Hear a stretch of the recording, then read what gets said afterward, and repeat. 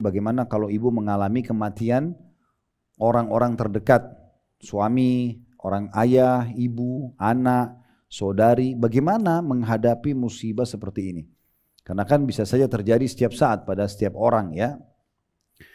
Nah poinnya, hal-hal yang dilakukan ketika salah seorang dari keluarganya menghadapi sakaratil maut. Apa yang ibu harus lakukan?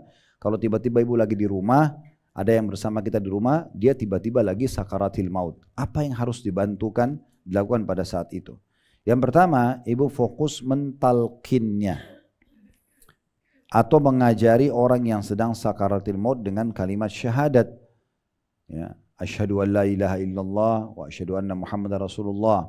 Sehingga kalau dalam hidupnya orang yang akan meninggal ini ternyata ada yang membatalkan syahadatnya, mungkin dia buat kesyirikan, dia pernah bertutur kata kufur kepada Allah, keluar dari Islam, maka terbaharui Islamnya.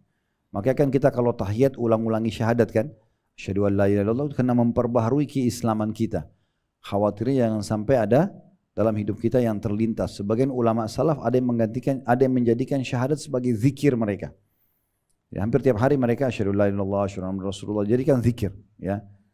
Kalau tidak salah dinukil dari Ibnu Qayyim rahimahullah, waktu ditanya kenapa anda lakukan itu, dia bilang saya khawatir ada detik-detik hidup saya yang terlintas dalam sehari yang saya sedang hidup ini, itu yang saya melakukan kekufuran tanpa saya sadari, lalu saya meninggal sehingga saya tidak masuk ke dalam surga. Kenapa saya tidak perbaharui syahadat saya misal ya, atau mungkin dengan mengucapkan talqin juga itu la ilaha illallah ya, la ilaha illallah diajarkan kepada si mayit sesuai dengan atau calon mayit maaf ya, diambil dari landasan hadis Nabi SAW yang beliau mengatakan laqinu mautakum la ilaha illallah, ajarkanlah kalimat la ilaha illallah kepada orang yang akan meninggal dunia di antara kalian.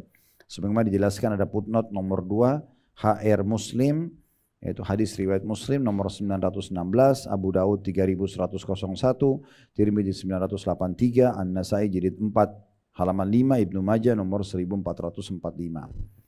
Nah kalau misalnya ibu sedang menghadapi ada orang yang lagi butuh talqin, walaupun bukan kerabat kita, ibu lagi main ke rumah seorang teman, ternyata ibunya lagi menghadapi sakaratil maut, ibu lagi di pesawat misalnya, ada orang yang duduk di sebelah ibu, tiba-tiba dia ngos-ngosan nafasnya, kelihatan orang ini akan meninggal, maka sunnah Nabi SAW ibu bantu dia talqin, bilang la ilaha illallah, ucapin. Kalau dia sudah ucapkan sekali saja nggak perlu diulangi, sudah cukup dengan kalimat itu dia ucapkan sekali. Dan kata Nabi SAW, man kana akhiru kalamihi la ilaha illallah dakhalal jannah. Siapa yang akhir kalimatnya la ilaha illallah sebelum meninggal, maka dijamin dia masuk ke dalam surga ya. Tapi perlu saya ingatkan kembali ibu-ibu sekalian, jangan hadis-hadis seperti ini kemudian ditunggangi melalui bisikan syaitan ke benak kita agar kita memudah-mudahkan permasalahan. Oh, kalau ucapin la ilaha illallah di akhir hidup masuk surga, ya udah sekarang enggak apa-apa deh, tinggalin semua kewajiban, nanti aja kalau mau mati baru ucapin. Permasalahannya kata ulama, siapa yang Allah berikan taufik untuk ucapin la ilaha illallah? Itu adalah orang yang memang semasa hidupnya memang sangat yakin dengan kalimat ini dan sering mengucapkannya. Memang dia jadikan zikirnya, memang dia yakin dengan kalimat itu, dia betul-betul faham la ilaha illallah artinya la ma'budu bihaqqin illallah, tidak ada Tuhan, tidak ada pencipta, tidak ada pemilik, tidak ada yang menghidupkan, tidak ada yang mematikan, tidak ada yang menyembuhkan penyakit, menurunkan hujan kecuali Allah, dan dia hanya takut dan memohon kepada Allah. Nah, orang-orang seperti ini akan mudah mengucapkan la ilaha illallah. Berapa banyak orang justru tersibukkan dengan hal-hal yang lain ya, pada saat dia menghadapi sakaratil maut, dan itu sayang sekali ya, ini sayang sekali. Dan kalimat la ilaha illallah memang punya bobot yang sangat tinggi ibu-ibu sekalian, sebagaimana hadis Nabi SAW, kata Nabi nanti akan datang orang hari kiamat banyak sekali dosanya, didatangkan kepadanya 99 buku amal, satu buku seluas pandangan mata, semuanya berisikan dosa. Jadi satu buku seluas pandangan mata, semuanya isinya dosa, dan ada 99 buku. Nah ini kalau dilihat secara kasat mata ini Pak akan masuk neraka, karena amalnya tidak sebanyak itu ya. Maka Allah Subhanahu wa taala berfirman kepada hamba tersebut, apa kau akui semua ini? Dia bilang iya. Oleh karena itu ibu-ibu harus faham, di hari kiamat nanti kalau saat kita dibangkitkan, kalau Allah bertanya kepada kita, apa kau kerjakan, apa kau lakukan, jangan bantah. Iya. Dari sekarang kita sampaikan, karena memang ada hadis itu ya. Kata Nabi SAW, tidak akan celaka kecuali orang yang membantah. Enggak, saya enggak lakukan. Enggak, saya, walaupun malaikat ya sudah mengatakan ini sebagai saksi, buku amal jadi saksi, mungkin tempat tidur yang dia pakai, mungkin ini semua jadi saksi, dia tidak percaya. Sampai kata Nabi SAW, ada orang hari kiamat nanti semua tidak dipercaya sama dia, termasuk malaikat, termasuk buku amal, semua tidak dipercaya sama dia. Allah bilang, siapa yang kamu percaya? Dia bilang, diri saya sendiri. Maka Allah kunci mulutnya, lalu Allah buat matanya menceritakan tentang perbuatannya, telinga berbicara tentang apa yang didengar, tangan apa yang dijamah, kaki apa yang melangkah, dan seterusnya. Maka setelah itu Allah buka mulutnya, lalu Allah kekalkan dalam Al-Quran, Allah izinkan dia berbicara. Setelah itu dia bilang sama dirinya sendiri, lima syahidtum alaina, kenapa kalian menjadi saksi buat diri sendiri? Maka tubuhnya berbicara semuanya, antakanallahu alladhi antaka kulla syai'. Allah lah yang telah membuat kami bisa berbicara sebagaimana Allah membuat segala sesuatu yang bisa berbicara. Jadi orang tidak boleh membantah pada saat hari kiamat itu. Kita lakukan, kita akui, ya saya lakukan. Sama di alam manusia sebenarnya, kalau kita lagi buat salah lalu kita mengatakan, iya memang saya salah, maafin. Pasti memang berat awalnya, tapi akan selesai permasalahannya daripada kita memungkiri, kan gitu. Nah, nanti hari kiamat ada orang tadi dikasih 99 buku, semuanya satu buku itu seluas pandangan mata dia, semuanya berisikan dosa. Allah tanya, ada enggak yang kau pungkiri di sini? Dia bilang tidak ada. Apakah para malaikat pencatat amal yang saya tugaskan mencatat ini telah menzalimi kamu? Ada enggak dari semua laporan ini kamu tidak pernah dilakukan? Dia curang. Kata orang tersebut, tidak ada ya Allah. Benar semuanya. Dia akui gitu. Karena dia tahu malaikat enggak mungkin bohong. Maka Allah berfirman kepadanya, apa kau punya amal yang bisa mengalahkan dosa-dosamu ini? Dia bilang, amal apa? Dengan 99 buku, semuanya penuh dengan dosa begini. Maka kata Allah SWT kepada dia, hari ini kau tidak akan dizalimi. Lalu dikeluarkan sebuah kartu, tulisannya, La ilaha illallah Muhammad Rasulullah. Lalu ditaruh di timbangan amal solehnya, maka semua 99 buku itu terlempar, menjadi ringan. Karena beratnya kalimat La ilaha illallah. Oleh karena itu kalimat ini sangat berbobot. Tapi ibu harus faham maknanya, renungi, kan gitu. La ilaha illallah, tidak ada Tuhan yang berhak disembah kecuali Allah. Kita yakin dalam hati, jadi tidak boleh minta kepada Tuhan-Tuhan lain dan yakin ada Tuhan lain.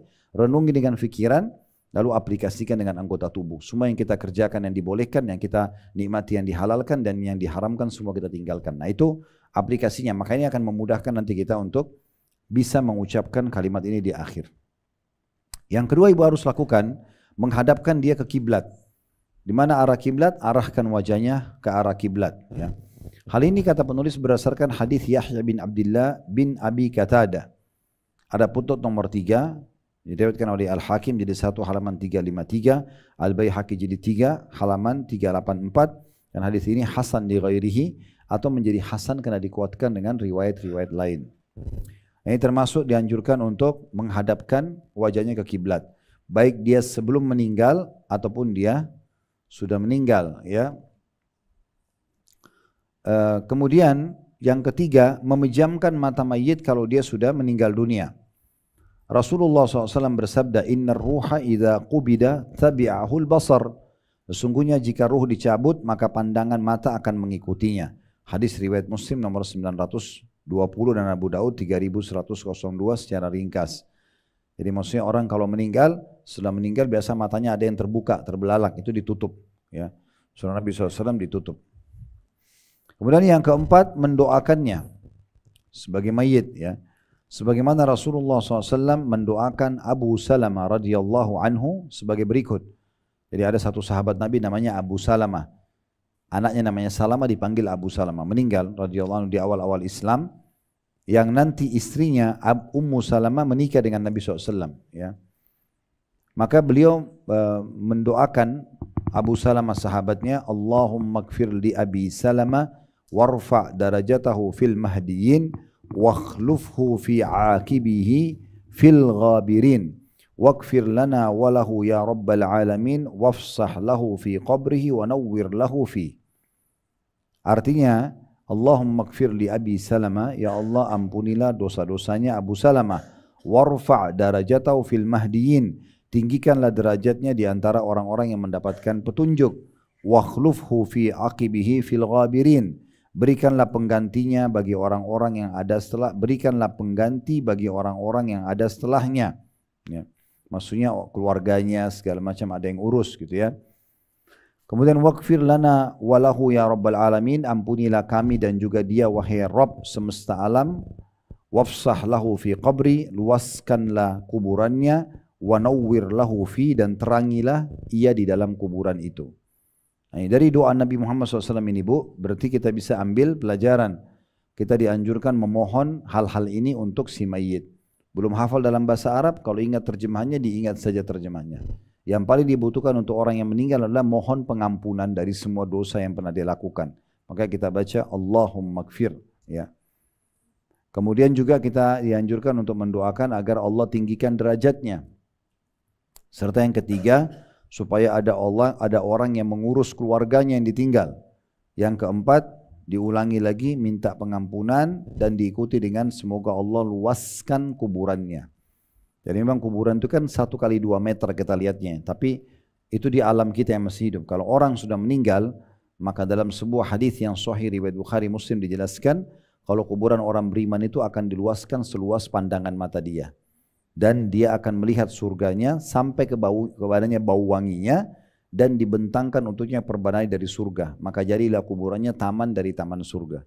Mungkin kita tidak bisa lihat, tapi seperti itulah keadaan yang disampaikan dalam agama kita. Sebaliknya kalau orang kafir atau orang fasik, munafik, ini mereka justru disiksa dengan dinding kuburannya menghimpit tubuhnya sampai tulang rusuknya bersatu satu sama yang lain, dan Nabi SAW berikan isyarat dengan menyatukan jari jemari beliau. Ya, ini keadaan kuburan yang digambarkan kepada kita. Kemudian yang dimaksud dengan dan terangilah ia di dalamnya, maksudnya diterangi dengan cahaya amal solehnya. Nanti yang ibu lakukan, ibu zikir, ibu sholat, ibu sedekah, ibu hadir majelis ilmu begini, apa saja ibu lakukan, itu nanti datang di kuburan dalam bentuk wujud makhluk yang bersih, yang bercahaya, yang wangi. Sampai dalam hadis Bukhari, mayit ini akan bilang, siapa kamu ini, sungguh sempurna ciptaan Allah dalam dirimu. Dia mengatakan, saya amal soleh yang akan menemani kau sampai hari kiamat nanti. Kemudian yang kelima, setelah mendoakan, menutup seluruh badannya.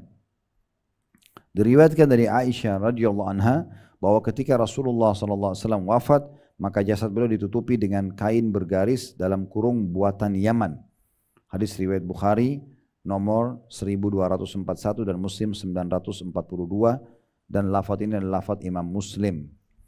Jadi maksudnya ditutup dengan kain, ini sebelum kain kafan ya, ini awal meninggal. Supaya ditutup seluruh tubuhnya termasuk bagian wajahnya. Termasuk bagian wajah. Ini sunnah yang dilakukan dan para sahabat melakukan pada jenazah Nabi Muhammad alaihi salatu wassalam. Kemudian yang keenam, segera mengurusi pemakamannya. Jangan ditunda-tunda, apalagi dibuat nginap sampai berhari-hari. Ya. Ini tidak boleh kita menghadapi mayit seperti atau membawa perasaan kita. Ada syariat yang mengatur.